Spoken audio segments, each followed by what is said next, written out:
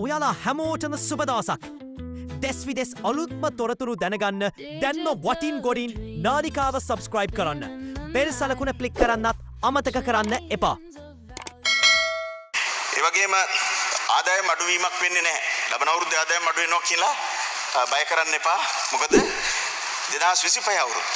අපි ඇවිල්ලා එක අවුරුද්දයි. අපේ ආණ්ඩුව බලයට පත් වෙලා පළවෙනි අවුරුද්දේම ලංකාවේ ඉතිහාසයේ විදේශ ප්‍රේෂණ වැඩිම අවුරුද්ද බවට අපි පත් කරා. ඩොලර් බිලියන 8ක් අපි ලබාගෙන තියෙනවා.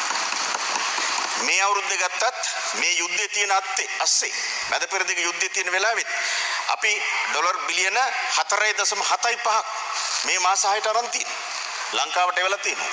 මේ විවිධ රටවල මැද පෙරදිග සහ යුරෝපයේ සහ ඕස්ට්‍රේලියාව ඒ හැමතැනම වැඩ කරන අපේ ලාංකිකයෝ මේ මාස 6ටත් ඩොලර් බිලියන 4.75ක් කෙවලා තියෙනවා. ඒ කියන්නේ ඉතුරු මාස 6 ඒ විදිහේ ප්‍රමාණයක් කෙවුවත් ඩොලර් බිලියන 9 ඉක්මවලා අපේ රටට විදේශ ප්‍රේෂණ ලැබෙනවා.